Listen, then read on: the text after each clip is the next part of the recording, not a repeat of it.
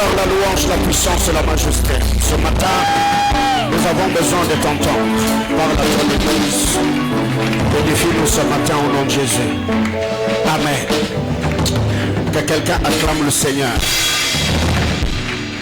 Je disais que quelqu'un acclame Jésus. Berger Daniel, ça s'entrecoupe, ça risquerait de me déconcentrer. On acclame Jésus, je disais qu'on était en train d'acclamer le Seigneur. Alléluia. Oh Dieu soit loué. Je nous prie de reprendre nos places. Vous savez, ce matin, j'ai senti l'esprit du guerrier vouloir me saisir. Donc je vais enseigner après le message. Je vais revenir. Dans le moment de la prière, nous prierons avec ce même cantique parce que j'ai senti une onction particulière ce matin. Eh bien, je vous salue au nom de Jésus. Pouvez-vous m'aider à saluer votre voisin? Aidez-moi à saluer la merveilleuse personne qui est à vos côtés. Que le Seigneur vous bénisse abondamment. Alors, comme je vous l'avais dit, je m'étais déplacé le dimanche juste après culte pour les obsèques de Maman Blanche Odia Kandolo Tunasi, qui est une mère pour nous, qui était une mère pour nous, et c'est le lundi que nous avons mis son corps sous terre, et le mardi j'ai passé tous les après-midi à la maison, donc de 14h jusqu'à 23h où le pasteur Marcelo m'avait libéré, et c'est le mercredi que nous avons regagné Lubumbashi. Je devais normalement être au culte, mais avec l'arrivée du chef de l'État, les embouteillages qu'il y avait, donc ça ne m'a pas permis, mais le vendredi j'étais là et nous étions abondamment et immensement bénis par le Seigneur. Ce qui fait que ce matin, je nous propose un texte, Genèse chapitre 4. C'est une histoire que nous connaissons très bien. Genèse chapitre 4, eh bien, nous lirons le 7 premiers versets. Genèse 4, donc du verset 1er au verset 7. Merci. Genèse chapitre 4, du verset 1er au verset 7. Genèse chapitre 4, du 1er au 7e verset. Est-ce que l'on peut lire ensemble? 1, 2, 3, go. Genèse 4. Genèse 4 du verset 1er au verset 7. On y va, 1, 2, 3, go. Adam connut Ève, sa femme, elle conçut et enfanta Caïn, et elle dit: j'ai formé un homme avec l'aide de Dieu. Elle enfanta encore son frère Abel. Abel fut berger et Caïn fut laboureur. Au bout de quelque temps, Caïn fit à l'Éternel une offrande de fruits de la terre, et Abel de son côté en fit une de premier-né de son troupeau et de leur graisse. L'Éternel porta un regard favorable sur Abel et sur son offrande, mais il ne porta pas un regard favorable sur Caïn et sur son offrande. Caïn fut très irrité et son visage fut abattu. Et l'Éternel dit à Caïn: pourquoi es-tu irrité et pourquoi ton visage est-il abattu? Certainement, si tu agis bien, tu relèveras ton visage, et si tu agis mal, le péché se couche à la porte, et ses désirs se portent vers toi, mais toi domine sur lui. Parole du Seigneur. Eh bien, je nous prie de répondre nos places. Que Dieu bénisse sa parole. Alors, à titre récapitulatif, permettez-moi de revenir un peu sur ce que nous avons dit le vendredi par la grâce de Dieu. Que le Seigneur bénisse le berger Cédric Lengue pour son intervention de mercredi. Donc j'étais en ligne à peine quand je suis descendu de l'aéroport. Donc je l'ai suivi et c'était très bénissant. Il m'a même envoyé un fichier de tout ce qu'il avait prêché. Et ça, j'avais beaucoup apprécié. Que le Seigneur bénisse son oint.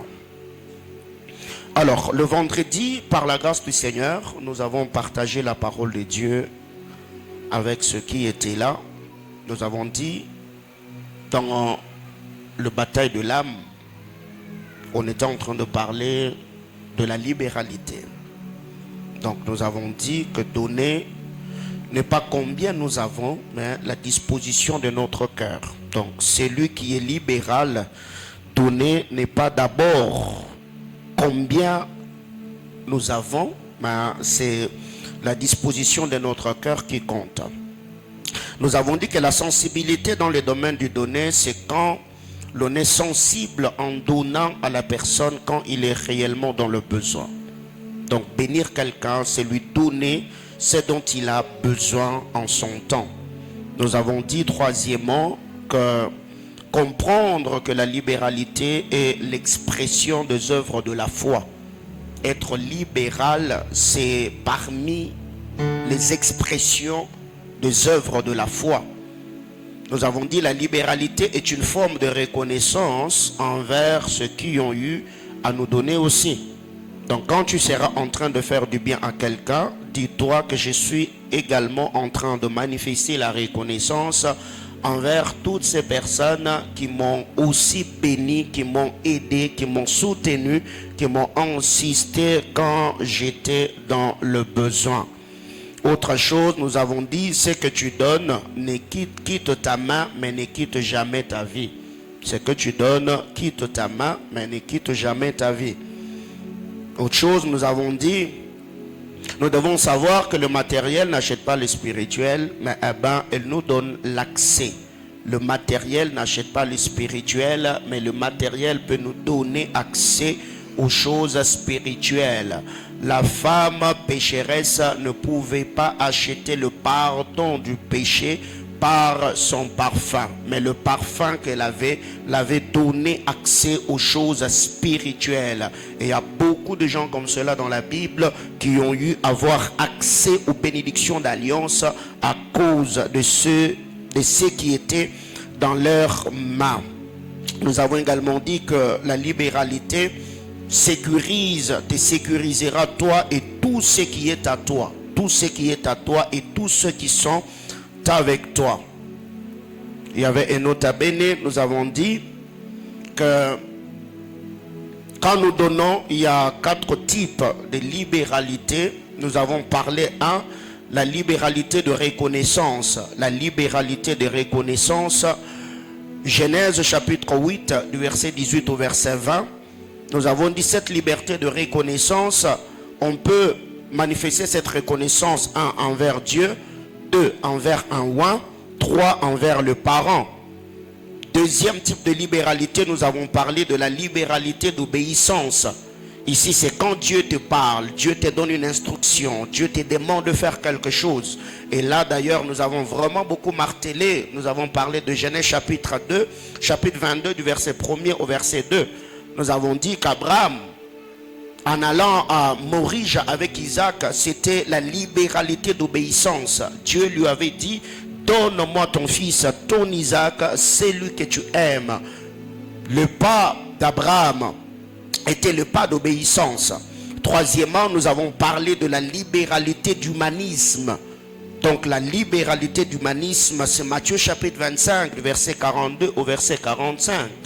En lisant la parole du Seigneur, ici Jésus a dit, quand j'avais faim, vous ne m'avez pas donné à manger, j'étais nu, vous ne m'avez pas vêtu, j'avais soif, vous ne m'avez pas donné à boire, j'étais en prison, vous ne m'avez pas vu. Et ses contemporains poseront la question en disant, quand est-ce qu'on t'avait vu nu et nous ne t'avons pas vêtu? Jésus a dit, toutes les fois où vous ferez ces choses à l'un de ces plus petits, c'est à moi que vous l'avez fait. Donc ici, nous voyons que c'est la libéralité d'humanisme. Quelqu'un que tu ne connais pas, qui n'est pas ta famille, qui n'est pas ton ami, qui n'est pas de ton église. Dieu, par humanisme, il peut toucher ton cœur. Tu peux faire du bien à la personne sans rien attendre en retour. Quatrième type de libéralité, nous avons parlé de la libéralité de responsabilité. La libéralité de responsabilité, Matthieu chapitre 7, le verset 11. Nous avons dit, cette libéralité, c'est la libéralité que tout parent, que tout responsable de famille a. Jésus dit, méchants que vous êtes, vous savez donner des bonnes choses à vos enfants. Malgré leur méchanceté, mais ces gens étaient libéraux. Ces gens étaient méchants, ils avaient mauvais cœur, mais à cause de la responsabilité, ils étaient obligés à donner de meilleures choses à ceux qui étaient attachés à eux. Donc là, nous avons parlé de libéralité, de responsabilité. C'est cette libéralité que nous voyons, l'homme envers sa femme, l'homme envers ses enfants, envers le membre de famille, surtout ceux qui sont responsables. Tout ce que vous prenez en charge, c'est une libéralité de responsabilité. Nous avons dit que faire pour vaincre. On a parlé de 5 choses par la grâce de Dieu, si j'ai une bonne mémoire. Nous avons dit, nous devons comprendre que donner, c'est faire du bien à ton âme. Deux, nous avons dit que éviter que ton âme devienne l'ennemi de ta prochaine visitation. Un, nous avons dit, donner, c'est faire du bien à son âme. Acte chapitre 20, le verset 35, la Bible déclare, il y a le bonheur, il y a plus de bonheur à donner qu'à recevoir. 2, nous avons dit, il faut éviter que ton âme devienne l'ennemi de ta prochaine visitation. Jean chapitre 4, le verset 9 et le verset 10. La femme samaritaine a failli rater la saison de sa visitation parce qu'elle était plus accrochée à tout ce qu'il y avait comme conflit entre le samaritain et les juifs. Jésus a dit, donne-moi à boire. Il a dit, toi tu es juif, moi je suis samaritaine. Comment tu oses me demander à boire? Et c'est là que Jésus dira, si tu connaissais les dons de Dieu, c'est toi qui m'aurais demandé de l'eau. Donc, 3, nous avons dit apprendre à obéir sans partager avec ceux qui ont la même vision que toi. Apprends à obéir sans partager avec ceux qui n'ont pas la même vision que toi. Donc ici, nous avons parlé de Genèse chapitre 22. Nous avons dit, quand Dieu a demandé à Abraham de prendre Isaac et de l'offrir, Abraham n'a pas partagé avec Sarah, Abraham n'a pas partagé avec ses serviteurs, Abraham n'a même pas partagé avec Isaac lui-même, parce que si il avait dit à Isaac, je veux te tuer parce que Dieu t'a réclamé, Isaac sûrement, il allait fuir. S'il avait parlé avec Sarah, Sarah allait l'empêcher. Les serviteurs mêmement. Donc ici, nous avons ouvert une brèche en disant que si vous êtes en couple, même si le Seigneur t'a demandé d'offrir quelque chose, de faire un don, un sacrifice, et tu sens que l'autre peut résister, prends le temps de prier pour son cœur, recommande son cœur à la grâce du Seigneur, mais tu dois lui faire part pour ne pas le surprendre de peur que ça crée de problèmes. 4, nous avons dit que si tu veux servir Dieu avec tes biens, tu veux être libéral, tu veux faire du bien à ceux qui sont autour de toi, il faut comprendre que de tout ce que tu amasses sur terre, tu n'emporteras rien. C'est d'autres personnes qui viendront jouir de tous tes sacrifices. Alors si déjà tu comprends que je n'emporterai rien, alors pourquoi je serai accroché au bien? Et nous avons d'ailleurs donné l'exemple. Vous verrez que cet homme, l'homme sur terre plutôt, il se bat, il détruit sa santé en cherchant l'argent. Et dès qu'il a cet argent, avec une santé détruite, il commence encore à dépenser de l'argent pour rétablir sa santé. Ce qui fait que nous nous battons tous les jours. Je dois avoir, je dois avoir, je dois avoir. Et en fin de compte, tout ce pourquoi nous nous sommes bâtis sur terre, on va le laisser derrière nous. Et c'est d'autres types qui n'étaient même pas là, qui ne maîtrisaient même pas ce que nous avons fait, qui viendront jouir de cela. Donc ce sont des choses que nous avons partagées. Job chapitre 1er le verset 21, Psaume 49 le verset 19, Ecclésiaste 5 le verset 14. Berger Daniel, avant que je n'intervienne, si on peut m'aider à me donner même un baffle de l'autre côté, l'autre baffle, parce que Vraiment là, ça ne va vraiment pas m'aider à travailler comme il se doit ce matin. Que le Seigneur nous bénisse abondamment. Alors, bien-aimés dans le Seigneur, ce matin, par la grâce de Dieu, je vais vraiment m'entretenir avec nous. La parole du Seigneur que nous venons de lire, c'est une histoire qui nous est familière. C'est une histoire que nous maîtrisons très bien, l'histoire de Caïn et Abel, son frère. Je ne vais vraiment pas faire l'étude exégétique parce que ça va vraiment m'amener dans beaucoup de choses. Alors que je suis en train de méditer la parole du Seigneur autour de cette histoire, il y a beaucoup de vérités que j'ai compris par l'aide du Saint-Esprit. Et je crois qu'au moment opportun, on ouvrira le rouleau et le Seigneur sera glorifié. Bataille de l'âme. En parlant de bataille de l'âme, nous avons dit beaucoup de choses depuis le début que je ne saurais peut-être pas à titre récapitulatif partager avec nous ce matin, parce que chacun d'entre nous, pour ceux qui étaient là dimanche après dimanche, voire même le culte de la semaine, nous étions vraiment bénis. Mais ici, en lisant ces portions d'écriture, vous voyez qu'il y a une lutte, il y a eu une lutte dans l'âme de Caïn. Caïn était laboureur, alors qu'Abel de son côté, il était berger. Il s'est fait qu'au moment d'offrir, Abel et Caïn se sont tenus devant la sainte et glorieuse présence de Dieu. L'un dans son coin, il a donné à Dieu ce qu'il avait de meilleur. Abel a donné le meilleur qu'il avait de son troupeau, et Caïn de son côté, il a fait mêmement. Il a fait de même. Il s'est fait que le Seigneur, quand il descend dans sa gloire, le livre saint nous rapporte que Dieu a apprécié Abel et son offrande. Il n'a pas apprécié Caïn. Et c'est là qu'il y a cette lutte qui commençait dans le cœur de Caïn. Et vous devez savoir que quiconque a un problème dans son âme, ce dernier sera toujours trahi par son visage. Le cœur de Caïn était en colère. L'âme de Caïn avait déjà reçu ses coups. Parce que Caïn s'est vu trahi.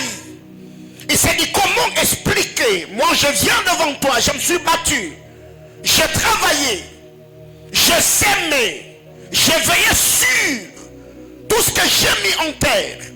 Et je viens devant toi avec une sémence et c'est toi qui le rejettes.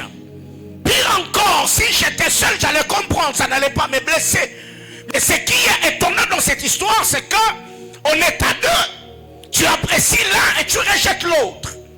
Gloire soit rendue à Dieu, parce que l'histoire de Jacob et Ésaü nous est présentée en hébreu, alors que Jacob et Ésaü n'étaient plus. La Bible déclare, le Seigneur a aimé Jacob, il a haï Ésaü.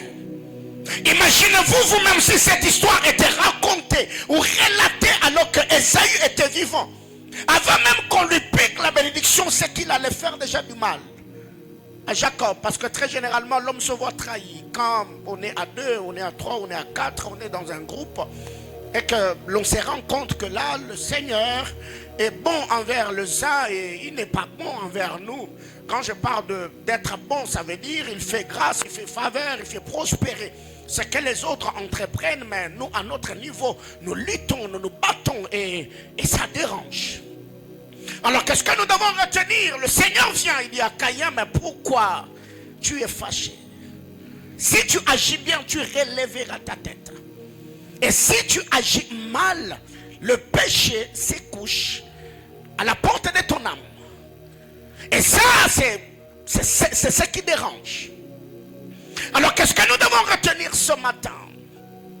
C'est notre culte de famille par la grâce du Seigneur. Et retenons ce matin, en amour, en famille comme en amitié, l'âme de l'homme est exposée à plusieurs batailles. L'âme de l'homme est exposée à plusieurs coups que l'on encaisse jour après jour. Dans cette lutte qui se passe dans l'âme de l'homme, on est exposé entre le bien et le mal, la lumière et le ténèbre, l'obéissance et la désobéissance.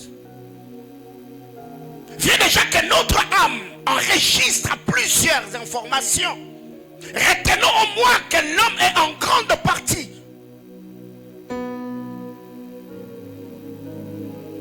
ce qu'il a connu. L'homme est en grande partie ce qu'il a connu, par où il est passé et ce qu'il a vécu.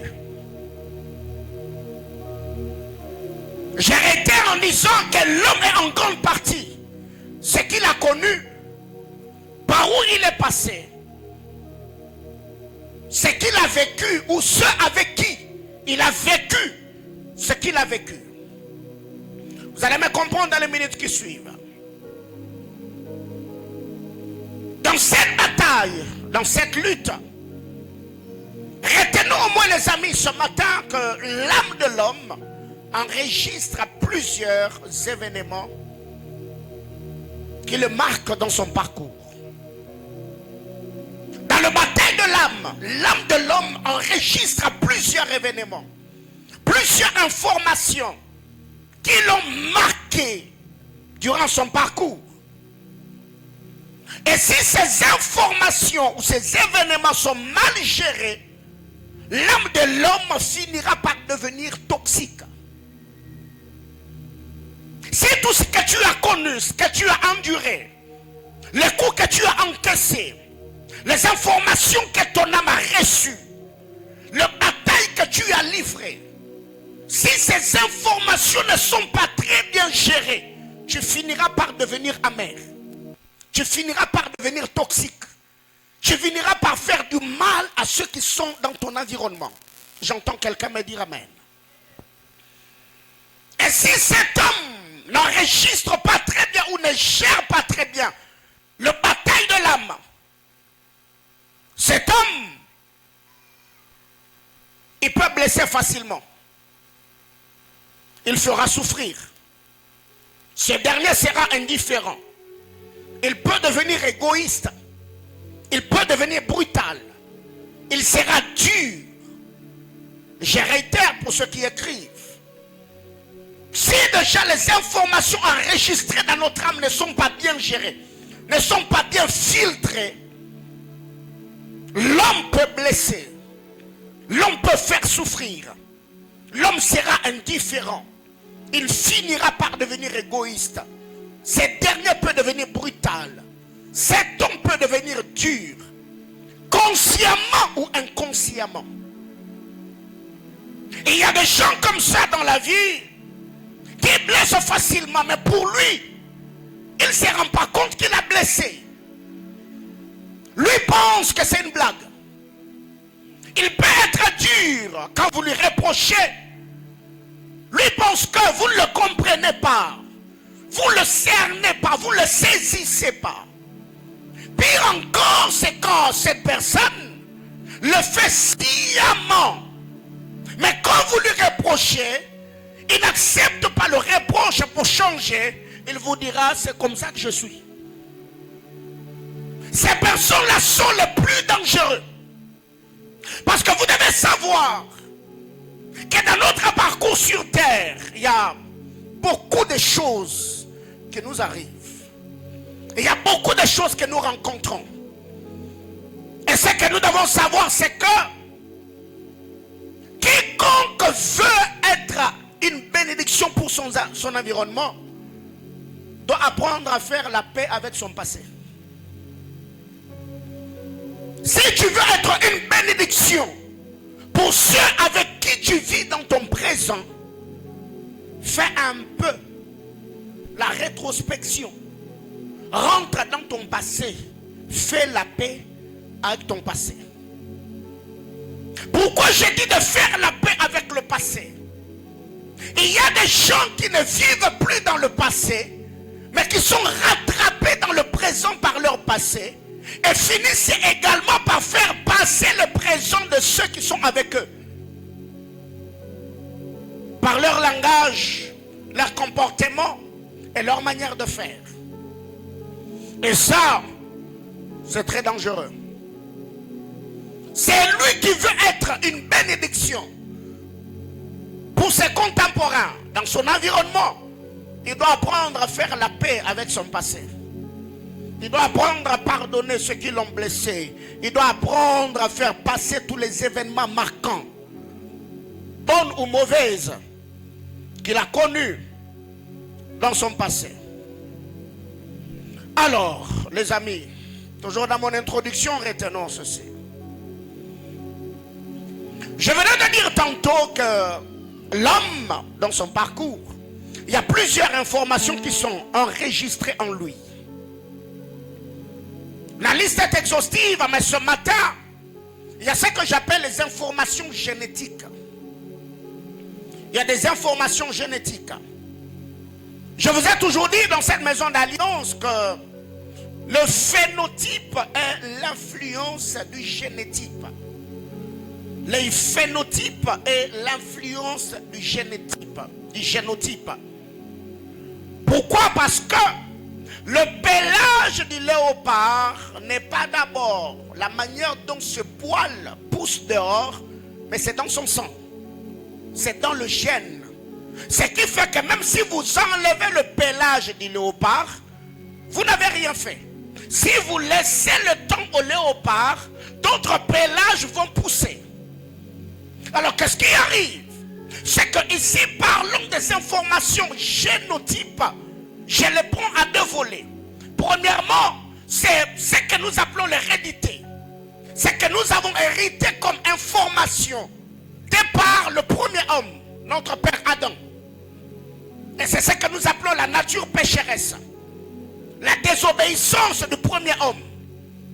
Et chacun d'entre nous, en venant dans le monde, il naît avec ces informations dans son gène. Ce qui fait que quand le psalmiste parle, il dit, j'étais conçu dans le péché. C'est que tous ceux qui naissent de femmes ont ce genre d'informations dans leur vie. C'est inné. Et ces péchés-là, le Seigneur nous délivre, nous change, nous transforme par le miracle de la régénération, ce que nous appelons la nouvelle naissance. Quand nous recevons le Seigneur dans notre cœur, dans notre vie, au moyen du discours, au moyen de l'évangile, au moyen de la parole, le Saint-Esprit fait le travail. Il nous régénère, il nous transforme, il nous change. Et deuxièmement, ces informations génétiques, c'est aussi ce que nous avons reçu comme éducation de base venant de nos parents ou encore de nos familles, dans la maison où nous avons grandi. Bien-aimés dans le Seigneur, vous devez savoir que tous ici, nous n'avons pas reçu de nos parents tout ce dont nous avons besoin pour être un bon monsieur dans la société. Non. Il y a des choses qu'on n'a pas reçues de nos parents.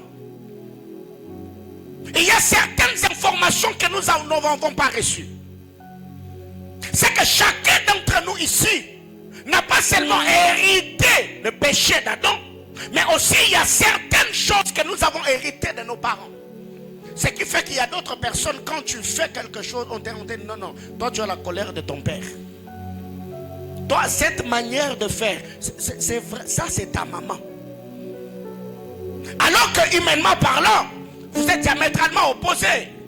Vous n'êtes pas une même personne.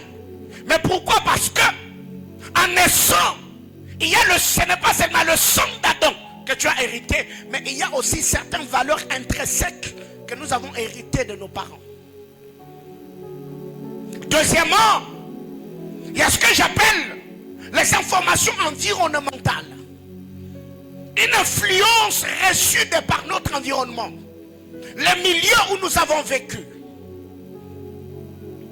Vous verrez toujours que j'aime donner les exemples de Kinshasa parce que je sais le pourquoi. Quelqu'un qui a grandi à Kingasani, qui a grandi à Matete, qui a grandi à Njili, qui a grandi à Massina, qui a grandi à Ngiringiri, qui a grandi à Kasavubu, qui a grandi à Bondal, vous verrez que ces gens-là, ils ont toujours leur manière de faire. Vous verrez que ceux qui ont grandi à Bondal, soit il est sportif, soit il est musicien, soit il est sapeur. Ceux qui ont grandi à Matete, soit il est sportif, soit il est. ceux qui ont grandi à Kingasani, ainsi de suite, c'est que ces personnes deviennent, leur manière de vivre dans la société est aussi influencée par leur environnement. Même leur coupe de cheveux. Vous verrez qu'aujourd'hui, gloire à Dieu, parce qu'avec Kanyamakase, c'est aujourd'hui. Vous voyez déjà ce que ça fait, n'est-ce pas? Donc vraiment que le Seigneur bénisse la jeunesse congolaise. Maintenant là, même ceux qui faisaient les dreadlocks se sont devenus gentils. Hein? Le Seigneur sait toujours nous rééduquer d'une manière ou d'une autre. Alléluia. Alors qu'est-ce que je suis en train de dire? Même leur coupe de cheveux, vous verrez toujours qu'ils se coiffent un peu d'une certaine manière. L'environnement a une influence sur nous. Et cela, ce n'est pas seulement en notre temps, même au temps de la Bible. Au temps d'Israël, il y a certaines personnes qui ont fait certaines choses influencées par leur environnement. Vous verrez que le fils de Lot, excusez-moi le terme, quand leur père parle de ce fils, il présente ses filles comme n'ayant pas connu d'homme. Dans leur chair, ces filles étaient pures, mais dans leur cœur, ces filles étaient pourries. Déjà, l'influence de Sodome était déjà en elles. Mais ce qui restait, c'est seulement que ces filles passent à l'acte. Et vous verrez qu'après que ces filles soient sorties de Sodome, la sémence de Sodome s'est manifestée dans la vie de ces filles. À Sodome, elles n'ont pas pu aller avec les hommes. Mais quand elles sont sorties de Sodome, ces filles ont eu à enivrer leur père et sont sorties avec lui. Qu'est-ce qui les a poussés à agir ainsi? C'était l'environnement, le milieu où ils vivaient, la dépravation qu'il y avait. Alors, chers parents, je vous conseille ce matin, vous devez faire très, très attention. Aujourd'hui, avec tout ce qu'il y a, lesbianisme, pédophilie, et tout ce qui va avec, tu ne peux pas voir une copine à ta fille qui a déjà l'âge adulte, elle vient dans ta maison, 3 heures, 4 heures du temps, elles sont à deux enfermées dans la chambre, elles vont prendre la douche ensemble. Non, il faut ouvrir l'œil. Peut-être qu'il y a des choses bizarres qui vont attirer le ténèbre sur ta maison qui est en train de se faire de l'autre côté, alors que toi tu es en chambre ou au salon en train de suivre la télé. Je parle à l'église. Donc les informations environnementales et ces choses sont enregistrées en nous. On fait certaines choses, on réagit d'une certaine manière parce que c'est un problème qui nous presse ou nous oppresse. Ces deux types d'informations finissent par former ou forger notre personnalité. Ce que j'appelle information caractérielle. Ta personnalité est le résultat de ces désinformations. Information adamique, information parentale, information environnementale. Ce que tu as hérité de tes parents, ce que tu as hérité d'Adam et ce que tu as reçu de ton environnement forme ta personnalité. C'est qu'il y a des gens aujourd'hui qui ont un sérieux problème. Il est brutal parce qu'il a grandi dans un environnement.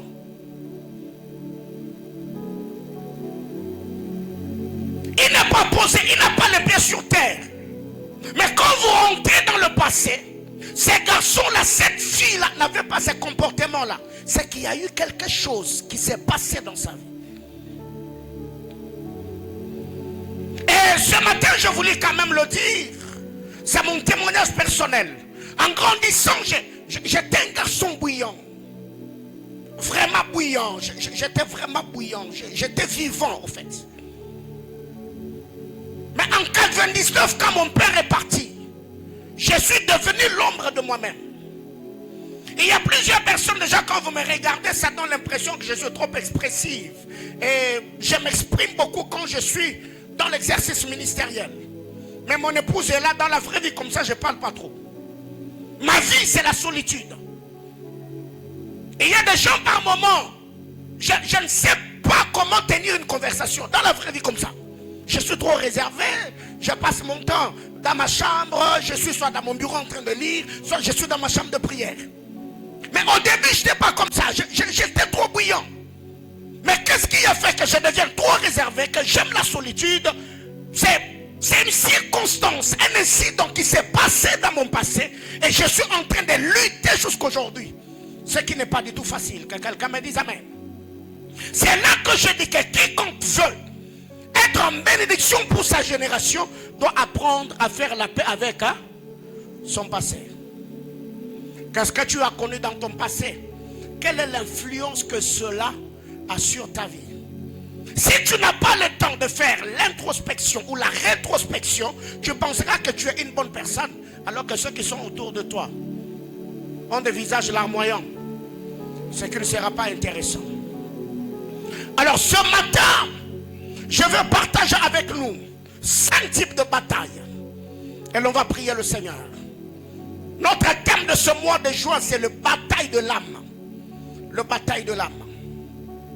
5 types de batailles. 1. Déjà avec toutes les informations enregistrées dans notre âme. Tous les coups que nous avons encaissés. Premier type de bataille, c'est ce que j'appelle bataille de cohabitation. Bataille de cohabitation. Qu'est-ce que j'appelle bataille de cohabitation? C'est le fait d'accepter les autres dans la société. Apprendre à vivre ensemble avec les autres. Débattre pour être en bénédiction pour les autres. Accepter que les autres soient autour de toi et que vous viviez ensemble. Bien-aimé dans le Seigneur, ça n'a jamais été facile. Bataille de cohabitation. En parlant de bataille de cohabitation, c'est accepter de vivre avec l'autre ou avec les autres. D'autant plus que vous savez qu'en vivant ensemble, vous n'avez pas le même tempérament. Vous n'avez pas reçu une même éducation. Chacun a ses défauts. Chacun a ses imperfections. Mais vous devez accepter que l'autre entre dans votre vie et que vous viviez ensemble. Bien-aimés frères, ce n'est pas facile. Si quelqu'un vous dit que vivre ensemble dans la société, sans pourtant qu'il y ait des intercelles, qu'il y ait le feu, qu'il y ait de flammes, c'est facile, il vous a menti. Parce que chacun d'entre nous a un passé qui le réclame. L'autre a un passé qui le réclame. L'autre voudra que tu sois une bénédiction pour lui. Toi, tu réclameras que l'autre soit une bénédiction. Il y aura de problèmes. Combien d'entre nous ici vivent dans la solitude? Pourquoi vous ne vivez pas avec des gens? Pourquoi vous n'aimez pas des amis? Pourquoi vous n'en avez pas? Le problème, ce n'est pas qu'il n'y a pas de gens qui vous aiment. Le problème, c'est votre âme qui est malade. Vous n'arrivez pas à accepter les autres. Je donne un exemple. Une fille qui a connu beaucoup de déceptions amoureuses dans son passé, aujourd'hui, elle sera dans ce que j'appelle bataille de cohabitation. C'est que même si l'homme sérieux, intègre venait dans sa vie, elle regardera toujours cet homme avec un œil de suspicion. Qu'est-ce qui prouve à suffisance que lui aussi ne me fera pas ce que les autres m'ont fait? Automatiquement, elle sera sur la défensive. Quelqu'un qui a grandi dans le passé, on lui faisait toujours voir que tu n'es pas intelligent, tu es bête, excusez-moi le terme, tu es telle ou telle autre chose. Si cette personne grandissait et que tu viens lui faire de reproches, il aura du mal à accepter les reproches. Pourquoi? Parce que dans sa tête, il sera en train d'entendre cette voix qui va résonner. Donc s'il te dit que tu n'as pas bien fait, il est en train de vouloir te dire que tu n'es pas un. Et directement, la personne voudra prendre le recul pour être en paix. Bien mes frères, as-tu des amis? As-tu un ami? Est-ce que même en famille, vous vivez comme des frères? Est-ce que vous vivez comme des sœurs? Vous qui êtes mariés, est-ce que vous vivez vraiment la vie des couples comme il se doit? Beaucoup de couples aujourd'hui, ils communiquent par des lettres et par des textos. Papa est au salon. Maman est en chambre. On communique via WhatsApp. Je peux me dresser la table. L'autre vient. Elle dresse la table. Elle entre en chambre. Elle prend le téléphone. C'est fini. Ah, je sais ce que je dis. Bataille de cohabitation. Mais si les visiteurs arrivaient,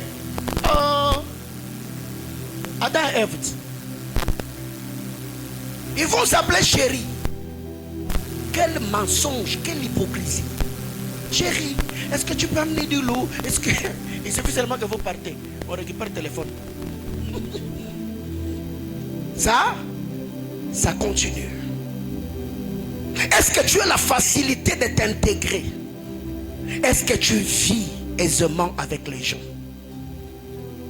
Dans la bataille de cohabitation, c'est accepter de faire participer l'autre à ce que nous avons et ce que nous gagnons.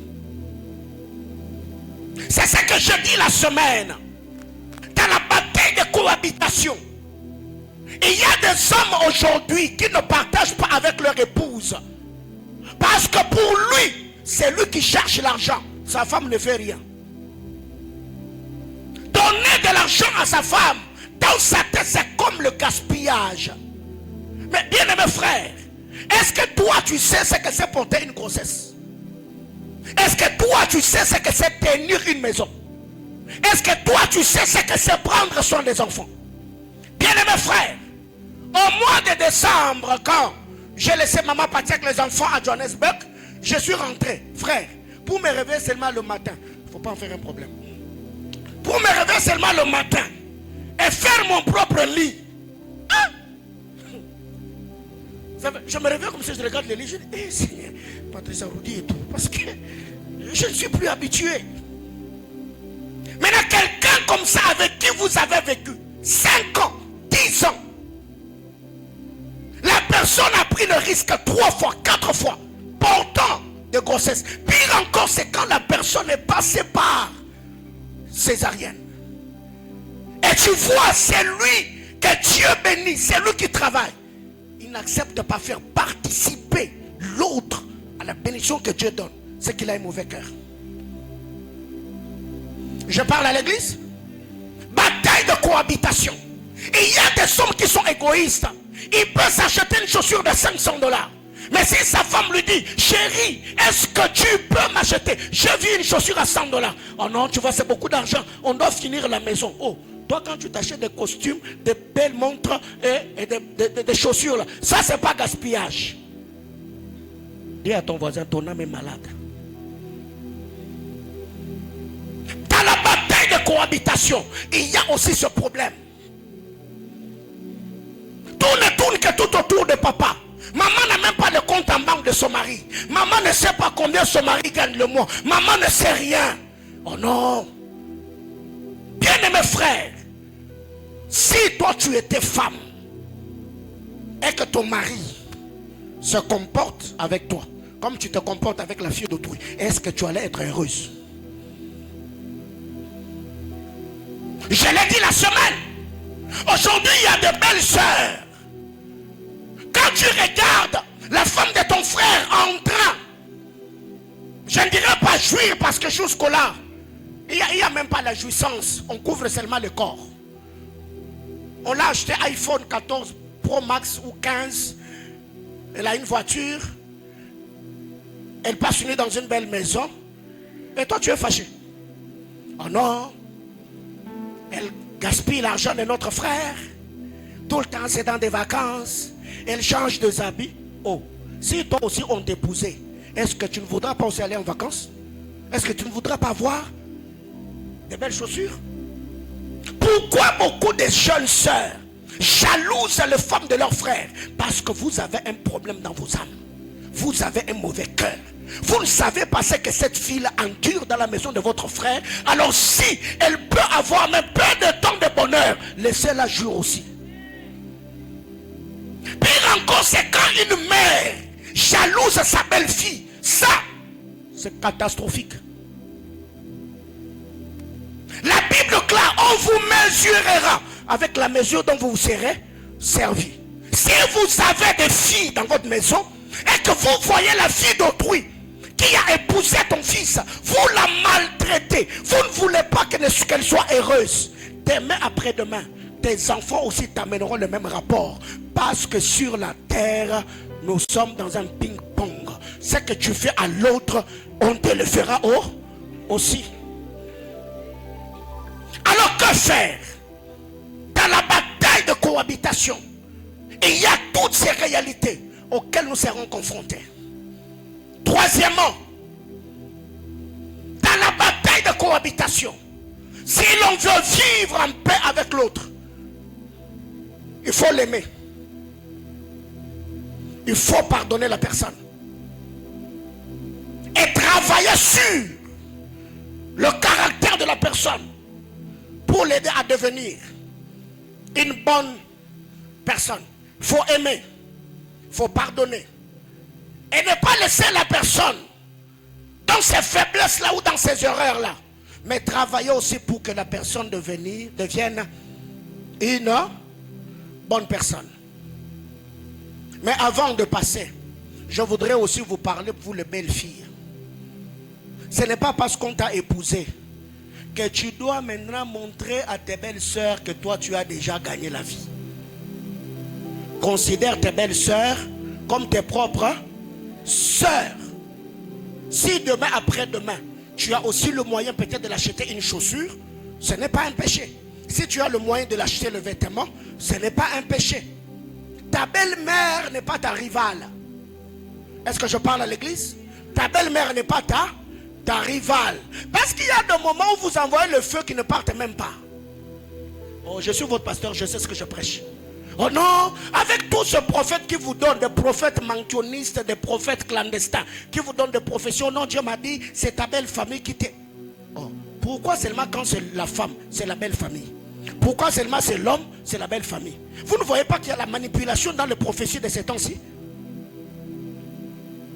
Alors, c'est ta belle-mère. Elle peut être méchante, elle peut être bonne, elle peut être mauvaise, mais toi tu n'as pas le droit de la manquer du respect parce qu'elle t'a blessé. Toi tu es enfant de Dieu. Ce que tu as à faire, c'est de plier les genoux devant le trône du Seigneur et la recommander à la grâce de Dieu pour que le Seigneur prenne soin d'elle. Dieu ne t'a pas dit envoie le feu, Dieu ne t'a pas dit réclame l'esprit de mort sur elle. Ok, j'ouvre une parenthèse. Bien-aimés frères, vous devez savoir, quand vous épousez un homme, quand vous épousez une femme, n'aimez pas seulement la personne que vous épousez, regardez aussi derrière, il n'y a personne. Et il y a des frères qui n'ont plus de père. Il a appris à devenir père très tôt. Et vous devez savoir, quand vous épousez quelqu'un qui est premier-né dans sa famille, où il est le premier garçon parmi les filles, et que papa n'a pas le moyen, ou papa est déjà décédé, dites-vous que ces garçons-là, la première femme de sa vie, c'est sa maman. Est-ce que je parle à l'église? C'est que la première femme de cet homme-là, c'est d'abord sa mère. Alors si déjà vous épousez un tel homme, dites-vous que de temps en temps, il est le pilier ou le chef de sa famille. Il aura plus de temps à bénir sa famille aussi. Pourquoi? Parce que le Seigneur l'a élevé là pour qu'il soit la couverture. Alors si vous ne comprenez pas les choses, vous allez jalouser la belle famille et ça va vous créer des problèmes. Ok. Papa meurt, maman reste avec les enfants. Elle se bat, elle se prive de tout. Les enfants grandissent. Demain après-demain, son garçon devient un homme important. Ma soeur, cet homme-là est redevable à sa mère. Moi, je l'ai toujours dit à mon épouse. Moi, comme vous me voyez là, moi, je suis redevable au Seigneur. Je parle à quelqu'un? Oui. Il y a des hommes comme ça. Ce que tu es devenu, c'est Dieu. Toi, tu es redevable au Seigneur.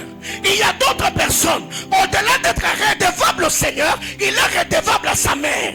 Il est redevable à son père. Alors, quand vous épousez un tel homme, Ma soeur, vous devez vraiment préparer votre cœur à tel enseigne que cet homme-là, de temps en temps, il te dira toujours, maman. Au début, c'est la chanson. Maman, maman, maman, maman, maman. Il peut même à midi, il quitte le boulot. Au lieu de venir manger chez toi à la maison, il va manger chez maman. Laissez-lui le temps. Je parle à quelqu'un. Laisse-le le temps.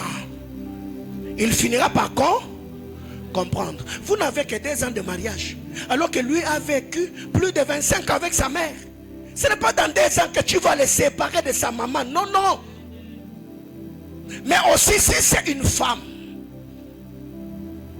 que tu épouses et qu'elle aussi elle est redevable à sa famille, papa, il faut avoir poche longue d'air. Je vous assure. Parce que Dieu l'a aussi placé dans cette famille-là pour que sa famille se réjouisse aussi derrière elle. Ce qui fait que très généralement, il y a des problèmes dans votre famille. Oh non, mon mari ne fait que pour sa famille. Mon mari ne fait rien pour moi. Oh maman, chez vous quand même vous êtes à 4 à 5, non? Si peut-être toi tu ne donnes pas, il y a tantine va donner. Mais chez nous, moi je suis seul. Alors n'attends pas que je fasse pour vous ce que je fais chez nous. Est-ce que je parle à l'église? Je disais, est-ce que je parle à l'église? Alors quand vous épousez une femme comme ça, une soeur comme ça, où ses parents ont investi en elle, et qu'elle entre dans sa maison, avec ta jalousie, tu ne veux pas qu'elle travaille, papa, il faut commencer à penser à sa famille de temps en temps. Parce que si tu ne le fais pas, elle sera frustrée et tu vas la désorienter. Tu vas donner $1000 pour que l'on fasse la provision. Elle va faire la provision de 700, $300, elle envoie à ses parents. Et comme Satan n'aime pas laisser les gens tranquilles, elle ne te dira pas qu'elle a envoyé l'argent, mais tu recevras seulement l'appel de la belle-mère. Alors, que Dieu te bénisse pour l'argent que tu as envoyé. L'argent? Oh, quel argent? Et directement, c'est quoi le premier réflexe? Tu vas d'abord vérifier à la banque. Est-ce qu'on a retiré quelque chose? Non. Et directement, tu vas te dire quoi? Ma femme elle est voleuse. Tu vois? Je t'ai donné l'argent. C'est que... Oui, je suis Papa, avec tes $1000 de provision là, elle va acheter quelle parcelle? Golf comme Golf 8?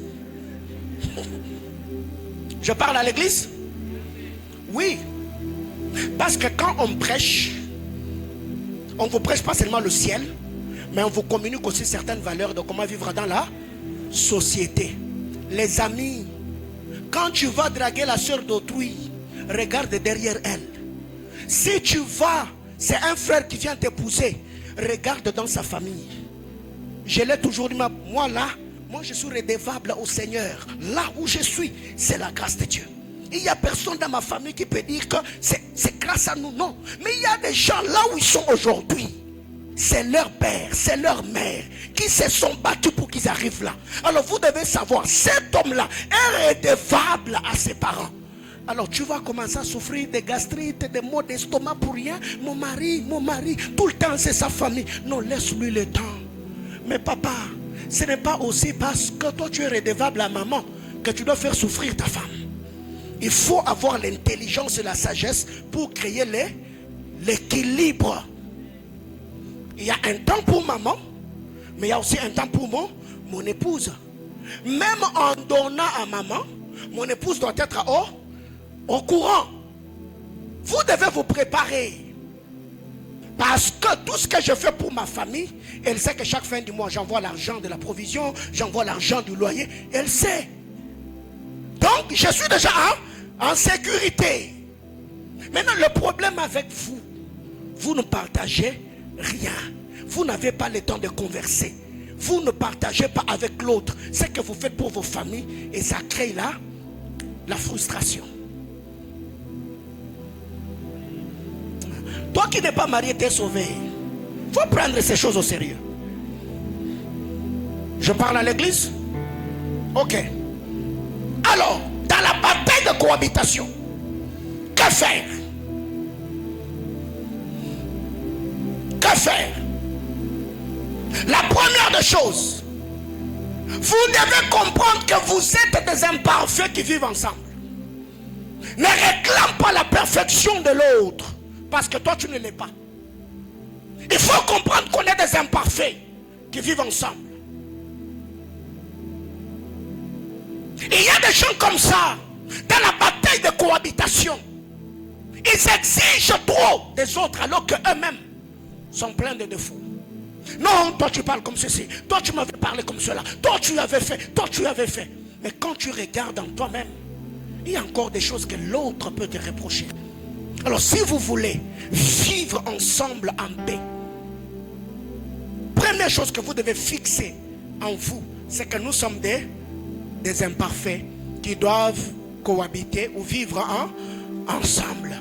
Moi je ne suis pas parfait, je n'ai pas réuni toutes les qualités, l'autre n'a pas toutes les qualités.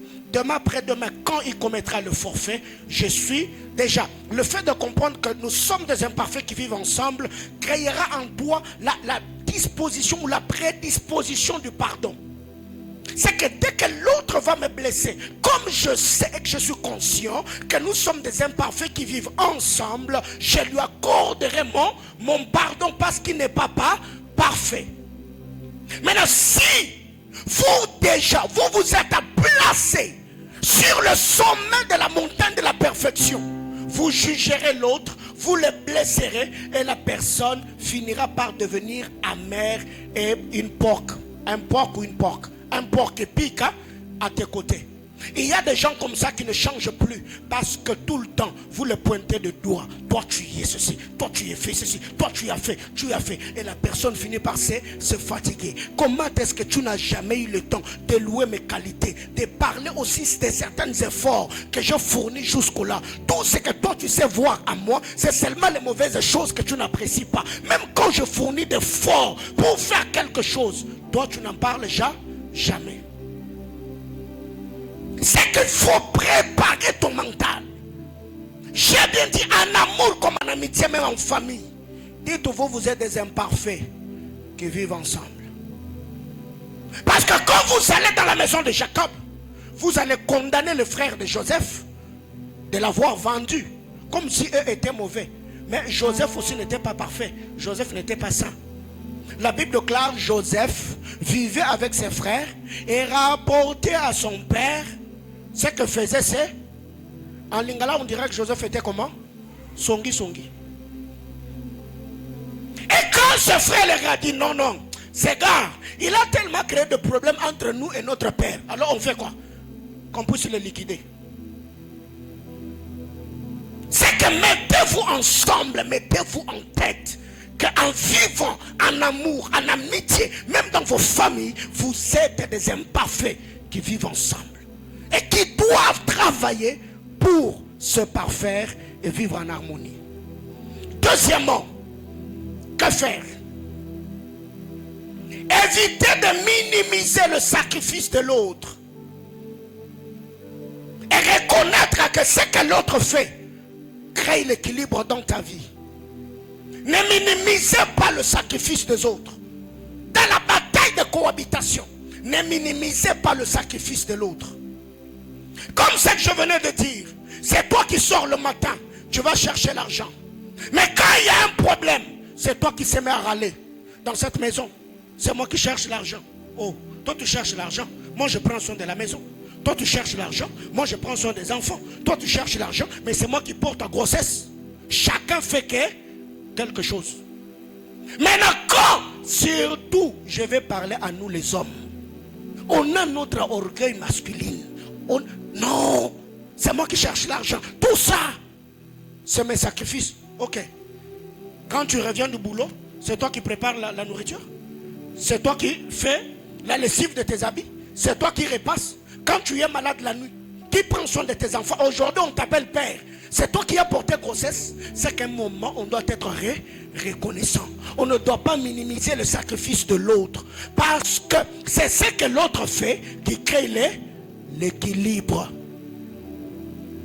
Mais les hommes, on a un problème. Si déjà nous les hommes, on travaille, on a un problème. Quand c'est une femme qui travaille, que l'homme ne fait rien, il faut oublier. J'ai rien dit. Là, Frère, il faut oublier. C'est pas toutes les femmes, hein? C'est pas toutes les femmes. Mais même si elle est remplie du Saint-Esprit, non, elle finira toujours être sur les nerfs. Dans cette maison, dans cette maison, dans cette maison, je suis devenu l'homme de la maison très tôt. Seigneur, oh, viens à mon secours. Oh maman, oh maman. Alléluia. Ne minimise pas le sacrifice de l'autre. Même en amitié, il ne faut pas minimiser le sacrifice des autres. L'autre là a sacrifié aussi beaucoup de choses pour t'accepter que tu sois son ami.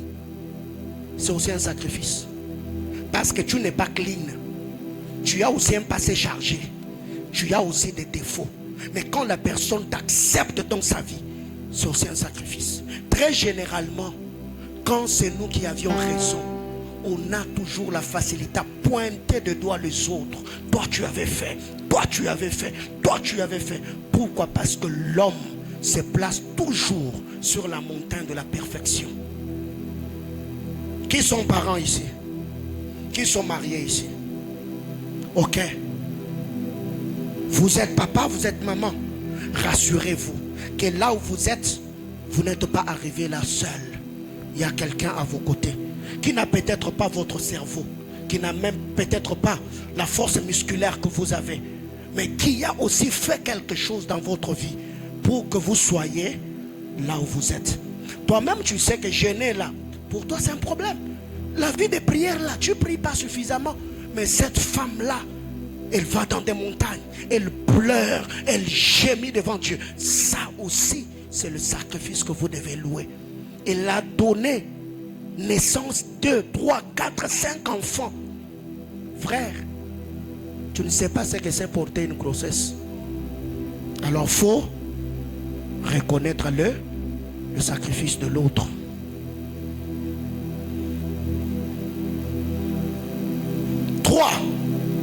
Troisième point, par rapport aux batailles de cohabitation, éviter la répulsion au moment de crise. Éviter la répulsion en temps de crise. La répulsion, c'est le dégoût. La répulsion, c'est repousser l'autre pendant des moments de crise. Dans la bataille de cohabitation, éviter la répulsion. Et il y a beaucoup de couples aujourd'hui qui se sont séparés parce que vous n'avez pas géré vos sentiments pendant les temps de crise. L'autre t'a blessé. Il t'a blessé. Et tu es sûr qu'on m'a blessé. Mais quand la personne fait le premier pas, tu t'arranges pour les punir et tu les repousses. Mais pendant que tu es en train de les repousser, tu ne sais peut-être pas quelle est cette brèche qui est déjà créée dans son esprit. Peut-être il est en train de lutter avec une pression qu'il reçoit quelque part. Et quand la personne vient vers toi, toi tu les repousses parce que tu y es blessé. Tu t'es dit, je vais prendre tout mon temps, je ne vais pas le faire maintenant. Même parlant d'intimité pour ceux qui sont mariés, l'autre a fait quelque chose, il fait le premier pas, tu les repousses. Papa, maman, tu n'es pas en train de l'aider. Évitez la répulsion dans des moments de crise. Et il y a des gens aujourd'hui qui se retrouvent dans des infidélités seulement parce qu'on n'a pas géré le temps de crise. L'autre a fait, il a café, oui, il a café. Il reconnaît et vient vers toi. Tu le repousses. Dis ok, je me retire. Or, nous savons très bien que le cœur de l'homme aime toujours s'abriter quelque part. Et pendant que toi tu es en train de gérer le sentiment d'amertume dans ton cœur, quelqu'un d'autre peut commencer à le gérer au téléphone. On le gère au téléphone. Toi tu dis non, ça va, je vais le punir comme ça, il ne va plus le refaire. Pendant que toi tu punis là, il est en train de partir. Mais là quand tu voudras le récupérer, il est déjà parti. Beaucoup de divorces aujourd'hui, je suis pasteur, c'est les sentiments de répulsion mal gérés. C'est une blessure, une information que l'âme n'a pas bien gérée. Ça créait de problèmes. Séparation. Ça peut encore être vrai, que vous marchez toujours ensemble, est-ce que vous avez les mêmes sentiments? Vous êtes toujours dans cette relation de fiançailles. Est-ce que vous vous aimez toujours comme au début? Vous vivez toujours dans une même maison. Vous n'êtes pas divorcé. Est-ce que l'harmonie, la paix, vous voyez encore les choses comme au premier jour? Non, vous avez mal géré vos temps de crise. Chacun d'entre nous ici, il y a des moments comme ça où quand tu te réveilles, tu n'as besoin de personne. Tu n'as besoin que personne te parle.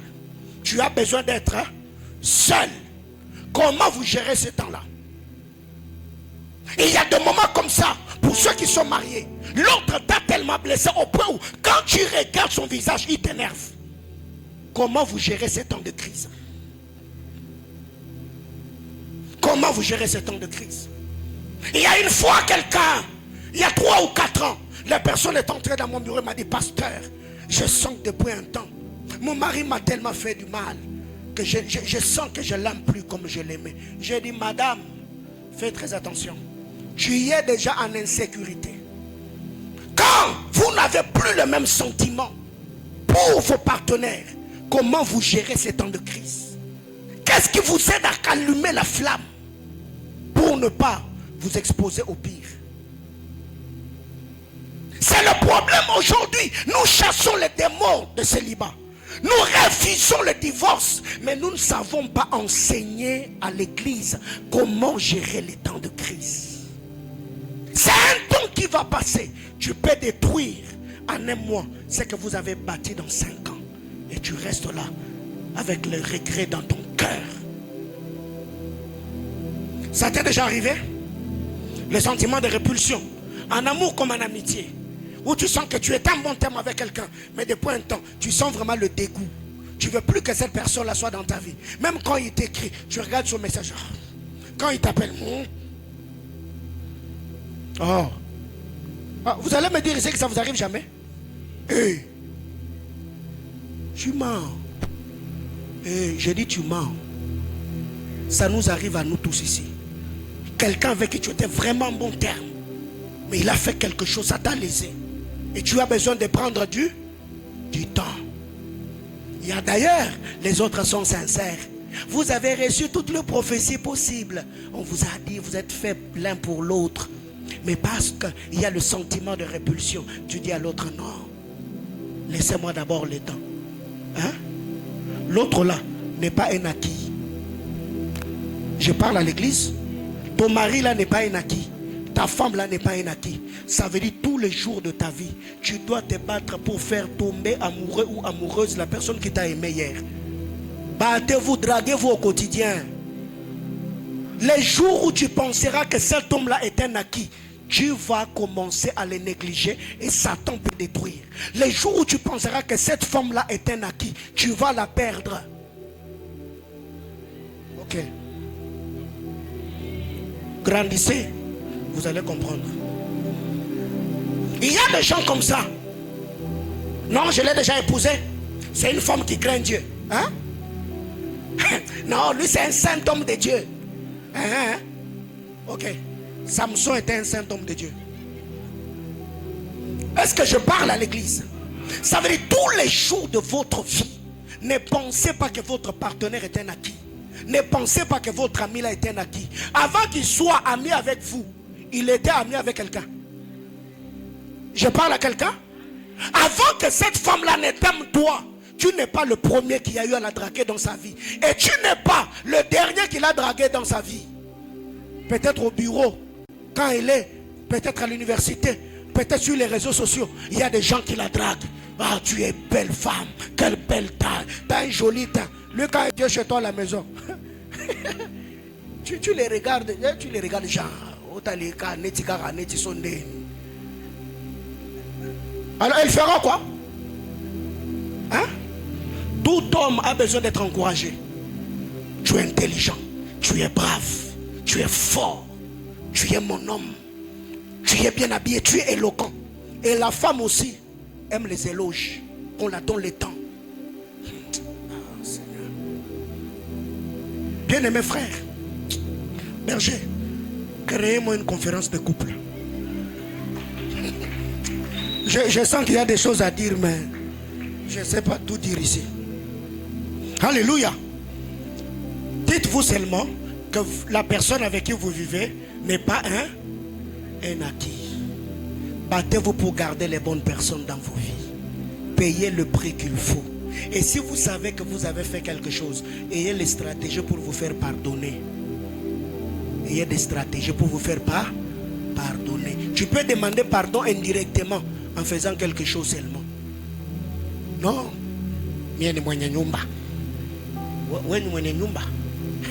Papa, ta maison là peut devenir un enfer si celle qui en prend soin, tu la gères mal. Est-ce que tu as déjà eu d'insomnie? Tu connais insomnie?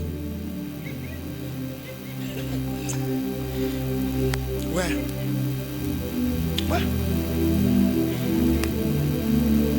Autre chose. Deuxième bataille. Il y en avait 5, mais je crois que ce matin, je parlerai seulement de 2 choses. 2. Il y a ce que j'appelle bataille d'harmonisation. Dans le bataille de l'âme, il n'y a pas que le bataille de cohabitation. Il y a aussi ce que j'appelle bataille d'harmonisation. Il faut harmoniser. Dans la bataille d'harmonisation, il y a la synchronisation. Et dans la bataille d'harmonisation, c'est accepter de faire selon le goût et les exigences de l'autre. C'est accepter de faire selon le goût et les exigences de l'autre. En amour comme en amitié, accepter de faire selon le goût de l'autre. Parce que vous devez savoir, vous n'avez pas le même tempérament, vous n'avez pas le même goût, vous n'avez pas les mêmes préférences, vous n'avez pas les mêmes exigences. C'est que quand vous vous mettez en couple là, battez-vous pour synchroniser, battez-vous pour harmoniser. Et ça, c'est une lutte. Imagine-toi, tu as vécu seul pendant 25 ans. C'est à 25 ans que tu te mets en relation. Mais l'autre là qui vient dans ta vie pendant une année, il te dit, non, tu vois, la manière dont tes pantalons font les plis, en bas c'est pas bien, il faut que ça soit slim. Alors que toi déjà, avec ton tailleur, vous avez une histoire. Vous avez une histoire. Mais que faire pour expliquer au tailleur maintenant qu'il faut tailler mon pantalon? Alléluia. Bataille d'harmonisation. Il faut faire selon le goût de l'autre. Bien-aimés frères, comme vous me voyez, je suis un homme public, mais j'aime pas des lieux publics.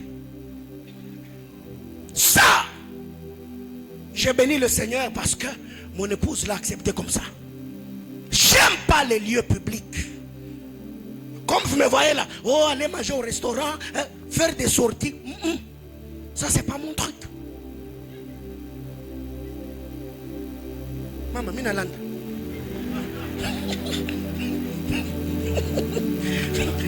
Voyez-vous, ma vie, c'est la solitude. Mais par moment, elle en a le droit. Mais je me dis, il faut me comprendre. Moi là, resto et tout ce qui va avec, c'est pas mon truc. Mais si elle a besoin de manger, je donne l'argent et les enfants, elle est dans son véhicule, elles vont partir. Mais je n'ai pas dit que je vais rester comme ça éternellement. C'est une promesse. Alléluia. Je ne vais pas rester comme ça éternellement. Je parle à quelqu'un? Oui. Je veux me battre aussi. Même si je ne vais pas le faire tout le temps. Mais je dois même le faire même 2 fois, 3 fois l'an. Je suis bien. Bataille d'harmonisation. Toi, tu es un homme de prière. Toi, c'est entre toi et le ciel. La connexion 24 heures sur 24. Mais tu entres dans la relation avec la fille d'autrui. Elle n'est pas la sœur de Gabriel. Ok? Elle n'est pas la cousine à Michael. Il faut créer de l'équilibre. Oh non! Moi j'ai grandi comme ça. Moi, c'est mon travail. Tout le temps, tu es sur la machine. Tout le temps, c'est la machine. Elle, c'est les enfants. Toi, c'est ton travail. Ok? Ton ami là, toi tu l'appelles que quand c'est toi qui es dans le besoin. Bataille d'harmonisation. L'autre a ses exigences. Toi tu as tes exigences. Mais vous devez synchroniser pour vous accepter et vivre ensemble. Frère, ça c'est une lutte. Ce n'est pas facile. Tous ceux qui savent aujourd'hui qu'ils ont une année, 2 ans, en amitié comme en amour, frère, ils se sont choqués quelque part. Oui. Demandez, posez des questions au couple. Par moment, c'est la saison sèche. Je vois certaines sœurs mettre sur leur statut. L'ange qui gère le froid, on a compris. Vous n'avez rien compris. C'est que vous pensez du mariage là. C'est pas ça. Oh, on a compris. Vous avez compris quoi? Posez la question aux mariés. Approchez-vous, posez des questions. C'est la saison sèche. Il y a des gens comme ça qui dorment pendant 2 semaines, ils sont en train de dormir.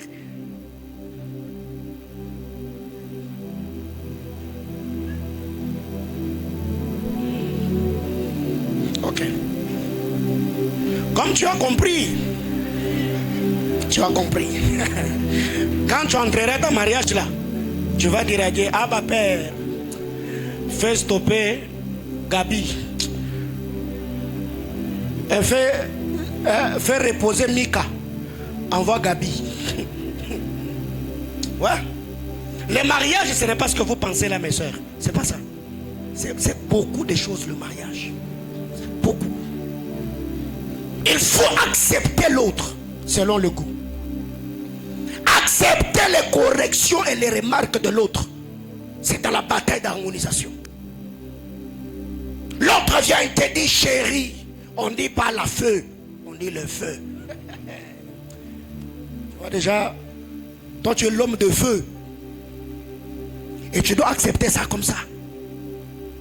On te dit, tu vois, pendant que tu parlais, tu ne veillais pas. Tu étais en train de postillonner. Les postillons sortaient de ta bouche chérie. Quand on est à table et qu'on est en train de manger, il faut mettre la main comme ça. Et bien que ce qu'il y a dans la bouche, c'est là qu'il y a un problème. Tu es mal poli. Tu ne me respectes pas. Dans cette maison, c'est moi l'homme. Frère, si tu as l'habitude de dire ça, c'est moi l'homme, tu ne l'es plus. Tu n'as pas besoin de dire que dans cette maison, c'est toi l'homme pour te sentir homme. Non, prouve-le que tu es homme par ta maturité et ta manière de gérer ton épouse et gérer ta maison. Parce qu'il y a une femme qui entend tout le temps, je suis l'homme, je suis l'homme, je suis l'homme. Et ne croira plus en tes capacités masculines.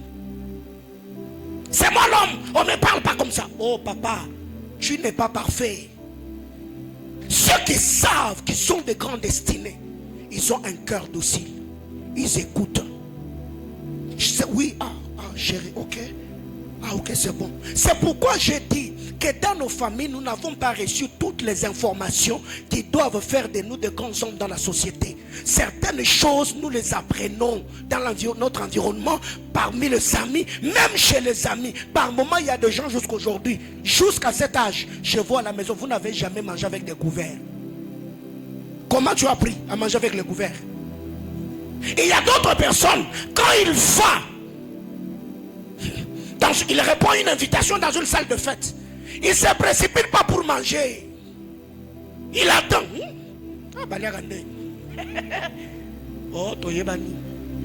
Makasi na chombo. Oh, talana ne. Basi maraboye. Yo pe oje. Ce que le problème na yo, c'est que toi tu es allé prendre poulet Wilkie.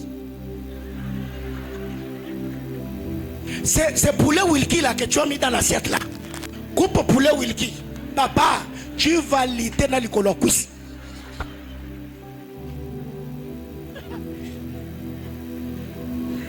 Je parle à l'église. Ce qui fait que la grandeur d'esprit, c'est aussi faire voir à l'autre que tu ne connais pas tout. Moi, j'ai été éduqué une fois. Je crois que c'était en 2012, 2013. Le pasteur Marcelo m'a demandé de l'accompagner dans une famille. Et je crois d'ailleurs, il est là. On arrive, on a dresser la table. Il pose la question, madame, c'est quoi?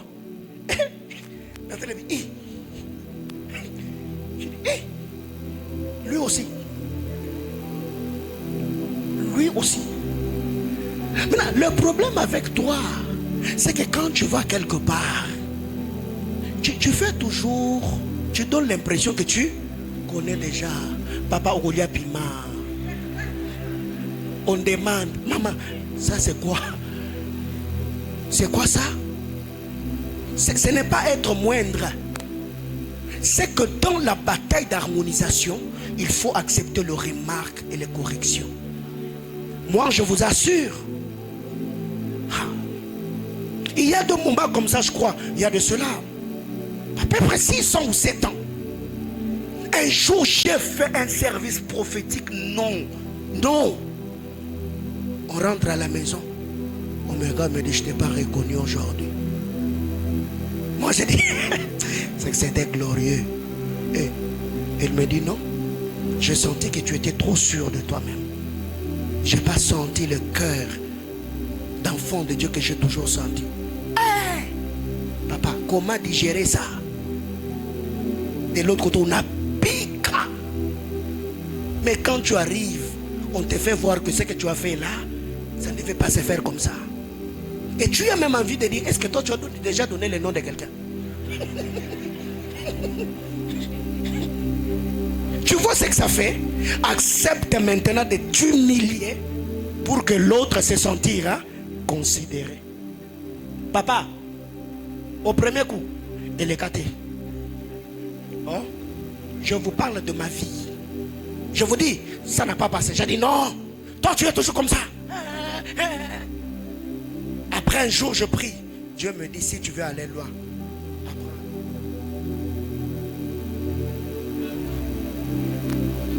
vous avez entendu, non? Alléluia. C'est que dans la vie, dans la bataille d'harmonisation, l'autre peut ne pas avoir raison. Mais dis-toi que ce qu'il me dit peut m'aider dans les jours à venir. Tu n'as pas toujours raison dans tout ce que tu fais. Peut-être pour toi tu le fais bien, mais ceux qui sont autour de toi, si tu dois demander leur avis, ils te diront ça ne se fait pas comme ça. Ces plats ne se mangent pas comme ça. Le couteau ne se tient pas comme ça. Cet habit ne se met pas comme ça. Alors si tu as quelqu'un qui peut te reprocher, tout en te respectant, considère cette personne-là et prends le remarque au sérieux. Ça va t'aider dans le parcours de ta vie. Mais il y a des gens comme ça, quand on vous reproche, vous vous mettez à bouder, vous snobez. Oh non, avant de... Eh papa, la personne peut te tolérer, peut te supporter. Mais le remarque que tu ne corriges pas aujourd'hui peut te fermer une très grande porte. Ça peut te rendre ridicule quelque part. Pourquoi? Parce que tu n'as pas eu le temps d'écouter la personne qui t'a toujours reproché en secret. Est-ce que vous avez le cœur accepter les remarques? Est-ce que quand on vous reproche, comment vous vous sentez? Diminué, méprisé, rabaissé, ridiculisé? Mais vous ne connaissez pas tout. Même moi, je ne connais pas tout. Je ne connais pas tout. Autre chose. 3. C'est accepter que l'autre te gère selon son tempérament. Il faut que l'autre te gère selon ou dans son tempérament. Qu'est-ce que je veux dire par ici? Je ne veux pas traîner. C'est qu'il y a des moments comme ça où tu vis avec quelqu'un. Toi tu es bouillant, tu es sanguin. Lui il est flegmatique, lui il est mélancolique. Mais il ne comprend pas comment tu fonctionnes. Il veut te modeler. Il veut te transformer, que tu fonctionnes comme lui. Si tu ne gères pas ces temps de transition, tu vas blesser la personne. Je prends un exemple. Naturellement, toi tu es expressive. Quand tu arrives quelque part, toi tu n'as pas besoin d'observer. À peine arrivé à comment tu vas pas, tu te mets à parler. Tu racontes. Alors que l'autre ne fonctionne pas comme ça. Lui quand il arrive, il faut d'abord qu'il observe. Comment ça se passe ici? Avec qui je dois parler? Et après la réunion, on te tire de côté. Soit on te fait texto. Chérie, est-ce que tu peux t'aider un peu? Mais tu m'as manqué de respect. Moi, je suis ton mari. Oh, qui t'a dit que tu n'es pas mon mari? Je t'ai seulement dit qu'au milieu des gens, c'est notre première fois d'arriver ici. On ne parle pas comme ça.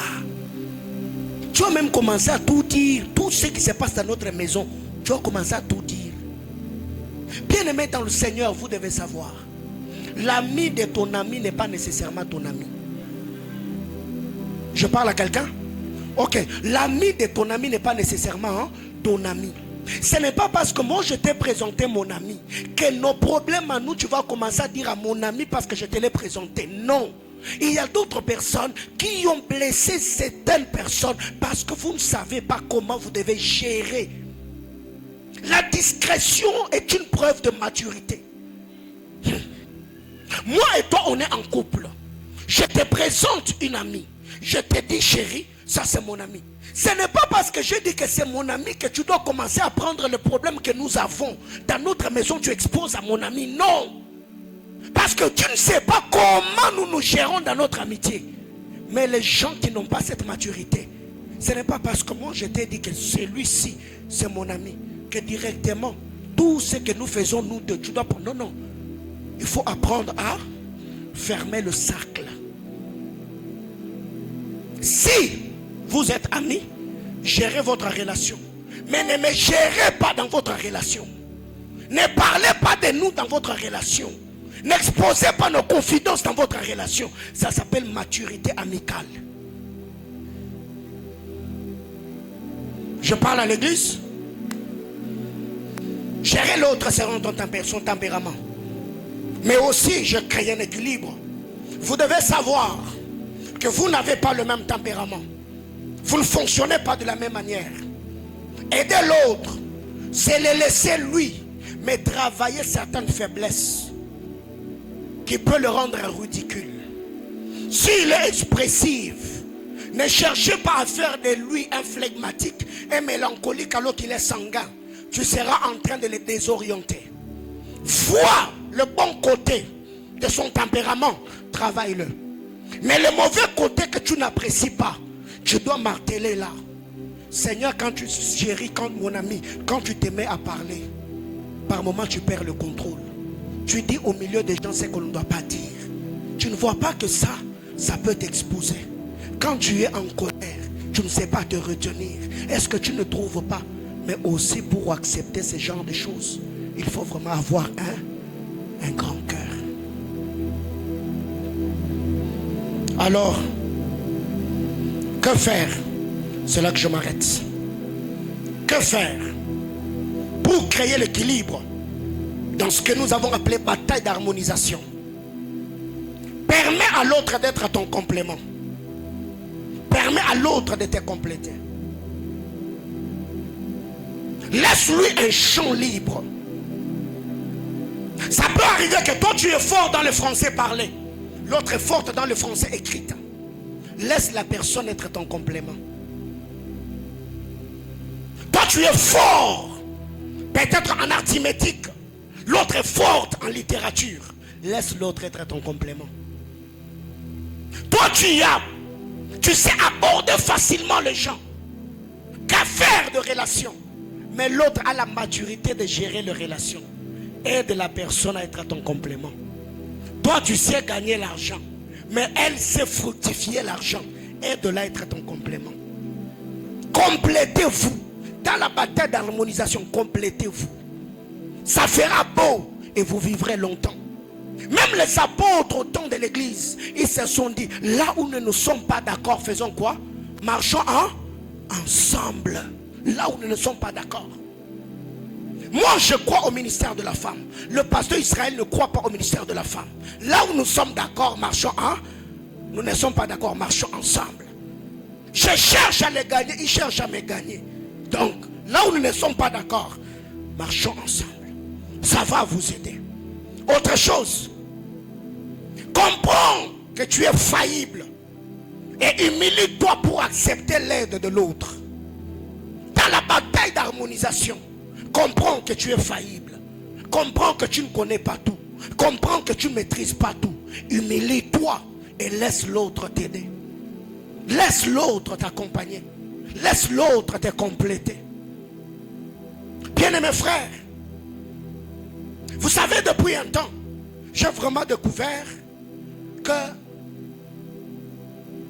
mon épouse a le cœur que je n'ai pas. Et j'ai le cœur qu'elle n'a pas. Moi, facilement, quand je fais confiance, c'est fini. C'est fini, c'est fini. Je m'ouvre facilement et tout. Mais quand quelqu'un me blesse, ça me dérange. Mais récemment, j'ai découvert, j'ai dit, oh, comment elle fait? Elle pardonne facilement, elle oublie facilement, elle relativise facilement. Et je me suis rendu compte que moi, je suis trop analyste. J'analyse tout, j'ai réfléchi sur tout, je cherche à tout comprendre. Je me suis dit, waouh. Donc je dois faire quoi? Je dois exploiter ces cœurs pour me créer de l'équilibre. Avez-vous découvert déjà jusqu'ici les qualités que ceux qui sont autour de vous ont pour l'exploiter? Avez-vous déjà découvert la force que les autres ont pour que cela devienne le béquille que vous pouvez utiliser en temps de faiblesse? C'est que vous devez comprendre. Année après année, vous devez apprendre à vous découvrir. Ne vous découvrez pas seulement vous, mais découvrez aussi ceux qui sont autour de vous. Cher papa, vous qui êtes mariés, découvrez ce qui vous manque et trouvez ces choses dans vos épouses. Exploitez-le positivement. Chère épouse, découvrez ces choses dans vos époux et travaillez d'un commun accord. Vous verrez que vous serez de plus en plus. Mais qu'est-ce qui nous arrive très généralement? On voit que le mauvais côté des choses. On voit que le mauvais côté des choses. On voit que le mauvais côté des choses. Ce qui n'est pas intéressant. Dernière chose ce matin, on va s'arrêter là. Dans la bataille d'harmonisation, il faut comprendre le message derrière le silence de l'autre. Comprendre le message derrière le silence de l'autre. Il y a des silences messagères. Tu as fait quelque chose, on ne t'a pas reproché, on ne t'a rien dit, on ne t'a pas adressé la parole, elle n'a pas revendiqué, elle n'a pas réclamé. Ce n'est pas qu'elle est faible, mais elle t'envoie les signaux pour que toi-même tu reconnaisses que tu as mal fait, que tu fasses le premier pas et que tu arranges. Mais très généralement, on n'arrive pas à décoder ce genre de message. On pense non, c'est déjà passé. Non, ce n'est pas passé. Il y a des silences qui ne font jamais passer. La personne attend voir ton humilité pour que tu... Non, en tout cas chérie, je reconnais que depuis un temps, je t'ai mal parlé, mon ami.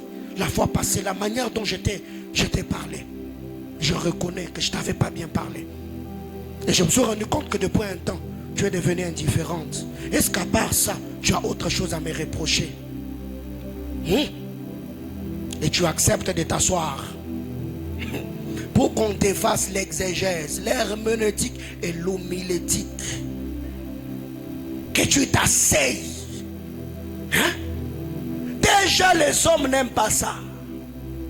Qu'on te dise chérie, je veux qu'on parle. On a la démangeaison. Seigneur, j'ai encore fait quoi? Qu'est-ce qu'elle a encore à me dire? Il y a d'ailleurs un homme de Dieu qui m'a dit, les hommes depuis la chute d'Adam n'aiment pas qu'on leur pose la question, chérie, tu es où?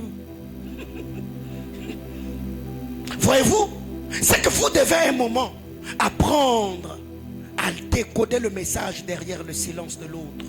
Vous avez fait. La personne ne dit plus rien. La personne n'a aucun ressenti. La personne ne réagit plus. Frère, vous devez faire très attention. Si tu avais un ami, toutes les fois où tu blessais la personne parlait, et que depuis un temps il ne parle plus, cette personne-là n'est plus ton ami. Il n'est plus avec toi. C'est que tu l'as tellement blessé. Pour lui, il est là par formalité. En amitié comme en amour. Pire encore, c'est quand vous êtes dans un couple, on ne te reproche plus. Mon frère, tu y es en train de te perdre. Dieu n'est pas bête de placer à tes côtés celui ou celle qui n'a pas le même tempérament que toi. C'est pour forger aussi ton caractère.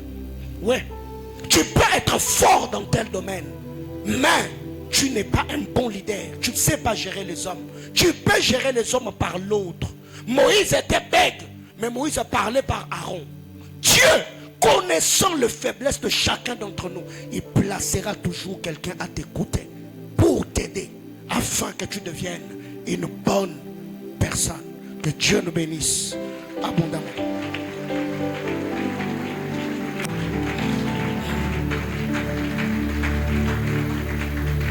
Ce que j'ai prêché ce matin, c'est un enseignement instructif. Oui, c'est un enseignement instructif. Alors, si tu as un ami, un époux, et tu sens que les choses que Dieu dit ce matin, c'est ce que vous vivez, n'aborde pas les sujets ce soir. Ne lui envoie pas les liens aujourd'hui. Il faut les préparer. Parce que si en rentrant, tu dis, Baba, non, Nadje, ma obiri ya leo. Si leo papa na obiri, hein? C'est une attaque indirecte. Quand vous rentrez à la maison là, à moins que lui puisse évoquer les sujets. Mais comme c'est toi qui as des choses à reprocher, ça aussi c'est la sagesse. N'introduis pas. Vivez normalement. Créez un climat. Après introduisez les sujets. Est-ce que tu ne trouves pas que depuis un temps, la manière dont nous gérons notre couple n'est pas intéressante? Alors comment ça? Non, attends d'abord. Il y a un message que papa a prêché il y a une semaine. Je voudrais que toi et moi qu'on suive ce message. Bah, tu mets. Toi-même tu verras seulement là où il... Bon, ok, j'ai compris. Coupez d'abord, parlons maintenant.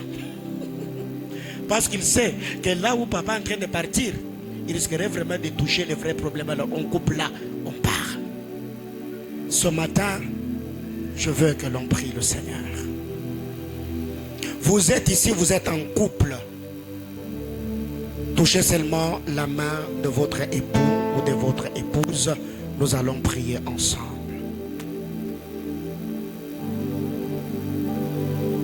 Si votre époux n'est pas à vos côtés et qu'il est dans la salle, déplacez-vous.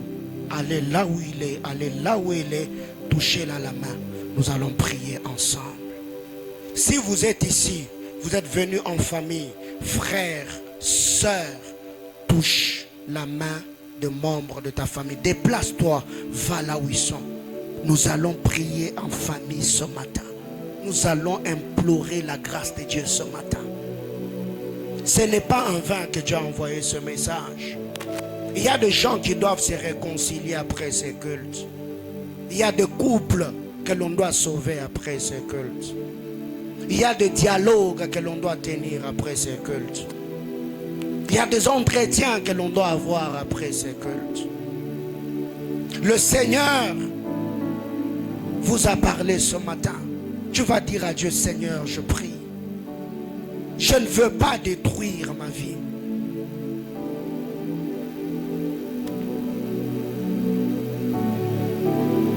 Je l'ai toujours dit au pasteur Israël Mas, je suis quelqu'un de trop réservé.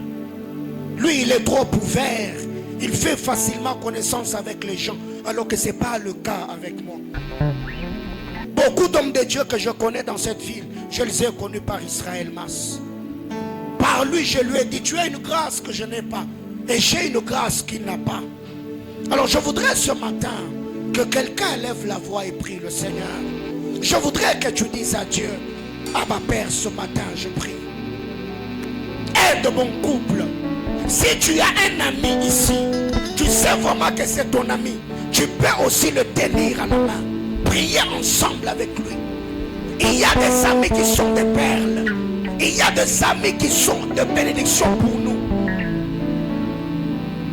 Après avoir entendu une telle parole, tu ne peux pas rester indifférent. Il faut élever la voix et prier le Seigneur. On prie avec la mélodie là qu'on a chantée au début. Sabaoth et Boubé là-bas. Est-ce que l'on peut prier le Seigneur? Est-ce que l'on peut prier? Sans toi libre, élève ta voix, parle à Dieu. Élève ta d'avoir prié le Seigneur. Nous sommes en train d'adorer Dieu ce matin. On prie pour nos familles, on prie pour nos amis, on prie pour nos couples. Sens-toi libre ce matin. On parle à Dieu, on prie le Seigneur. Tu as un ami comme ça que tu n'as jamais encouragé à avoir ici. Après cette culte, tu peux lui dire, tu es une bénédiction pour moi. Par toi, j'ai découvert telle et telle autre chose. Par toi, j'ai travaillé à moi telle et telle autre qualité. J'ai développé telle et telle autre chose. J'ai eu telle et telle autre relation. Élève ta voix, prie le Seigneur. Élève ta voix, parle à Dieu. Prie le Seigneur, prie Dieu. Parle à Dieu.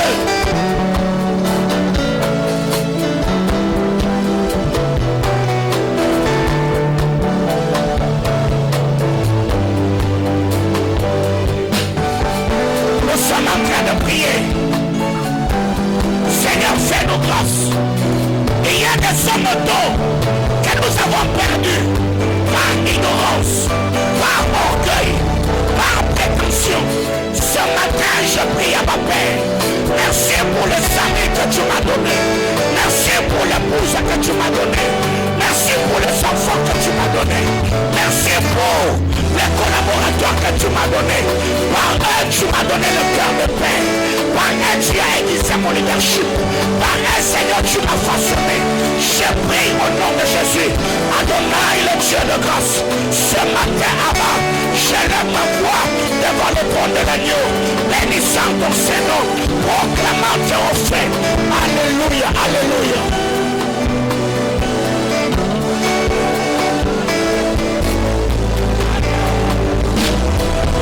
Sabaoth ndo fama koso.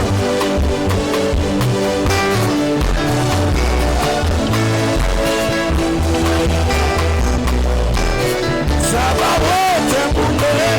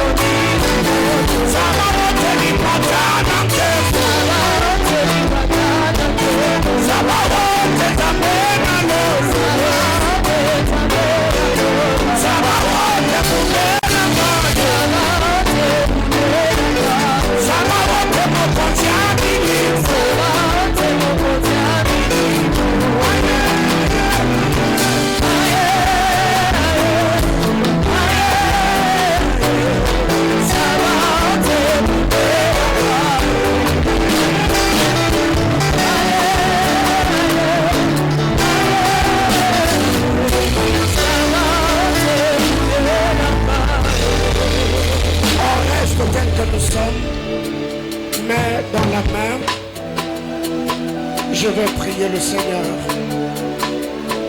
Adonai, Dieu de toute grâce, genoux à terre, mains levées devant ton trône, je prie au nom de Jésus. Le psalmiste nous dit, une fois l'Éternel a parlé, deux fois j'ai entendu. Je voudrais, Seigneur éternel, que tu nous donnes un cœur docile, de cœur qui écoute, de cœur qui comprenne, de cœur qui pardonne, de cœur qui s'humilie, de cœur qui reconnaisse, Seigneur, la présence, la particularité, la disponibilité, le sacrifice et le privilège que nous avons d'avoir à nos côtés et dans nos vies, Seigneur, ce personne don que tu nous as donné. Plaise à toi, Abba Père, d'agréer les prières de l'Église. Affermis-nous dans ta volonté. Affermis-nous dans notre vocation. Aide-nous, Seigneur, à faire la paix avec nos passés. Afin, Seigneur, de rebondir dans le présent et nous positionner